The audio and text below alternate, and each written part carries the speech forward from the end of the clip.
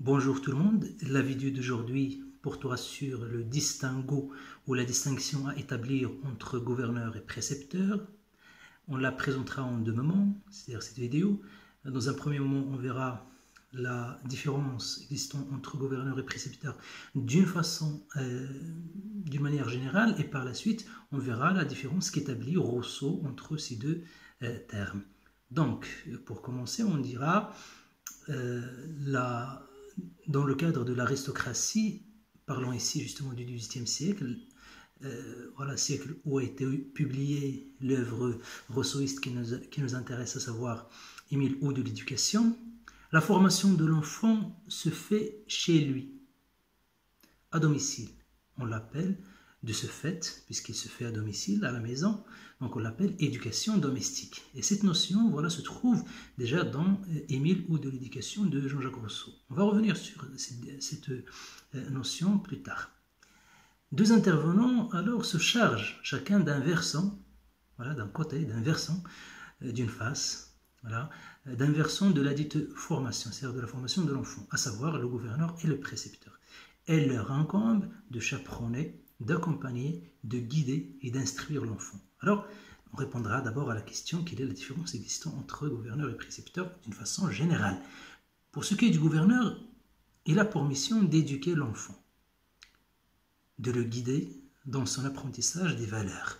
Et là, on parle de morale, de valeurs morales, ainsi que des règles de la bonne conduite. On est toujours dans le cadre de la morale, mais on verra ce qu'on dit plus tard,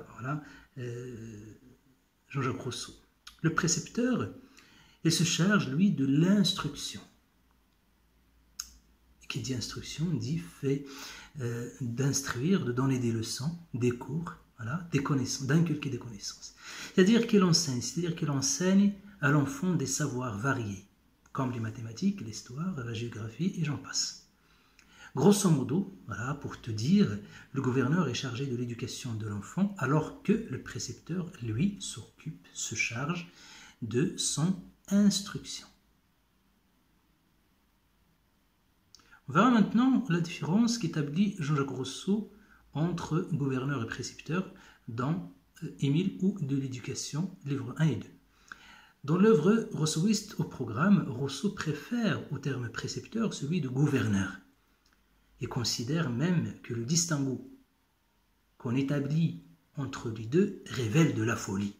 Comme il le dit à la page 88, vous distinguez le précepteur du gouverneur, autre folie.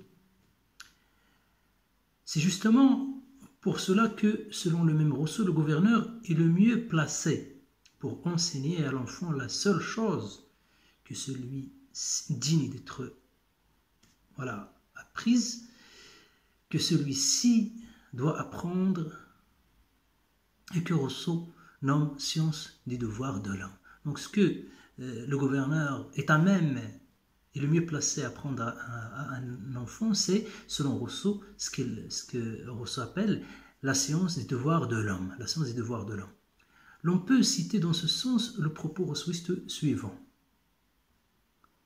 Il n'y a qu'une science à enseigner aux enfants, c'est celle des devoirs de l'homme.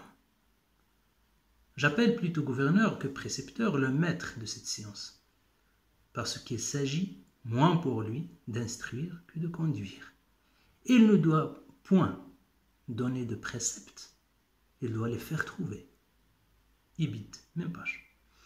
Ainsi, d'après ce dernier propos suisse, le gouverneur est invité à enseigner à l'enfant la science des devoirs de l'homme, c'est-à-dire que le gouverneur est chargé de transmettre à l'enfant des règles de la bonne conduite, des valeurs, mais aussi les lois qui en feront un bon citoyen. Pour ce qui est de la manière de mener à bien cette mission, le gouverneur ne prétend pas instruire, c'est-à-dire inculquer des connaissances, mais il conduit l'enfant, il le guide dans son apprentissage, il l'amène à découvrir, à trouver, comme le dit Jean-Jacques Rousseau, à trouver par lui-même les objets d'enseignement sans les lui imposer, comme le font certains précepteurs, qui ont, d'après Michel de Montaigne, la tête bien pleine et non pas bien faite, qui, en forçant l'enfant à apprendre des savoirs, ne cherche par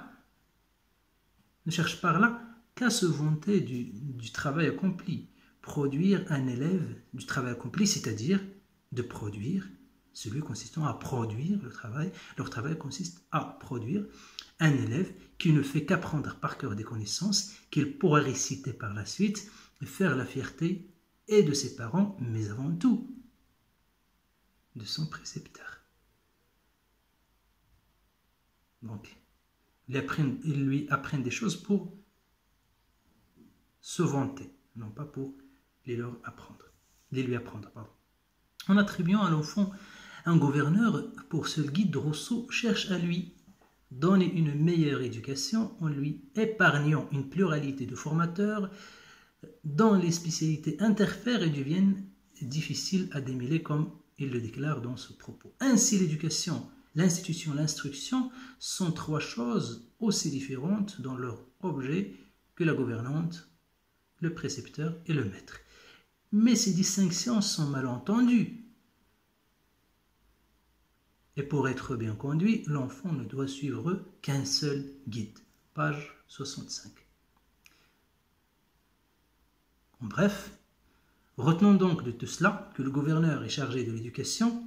Il guide l'enfant dans son apprentissage des valeurs et des règles de conduite, alors que le précepteur lui inculque un savoir ou des savoirs. Rousseau préfère le gouverneur au précepteur, car le premier, c'est le gouverneur, n'impose pas un enseignement, mais il ne fait qu'accompagner, qu'orienter l'enfant vers ses préceptes. C'est-à-dire, les préceptes sont des formules qui expriment un enseignement, des règles dans le domaine de l'art, de la morale, de la science, etc., qu'il découvre lui-même. Et donc, c'est l'élève qui doit, ou bien l'enfant qui devrait, d'après Jean-Jacques Rousseau, le gouverneur devrait amener l'élève à trouver par lui-même, à découvrir par lui-même, voilà, ces préceptes. Voilà, j'arrête ici et je vous remercie d'avoir suivi cette vidéo.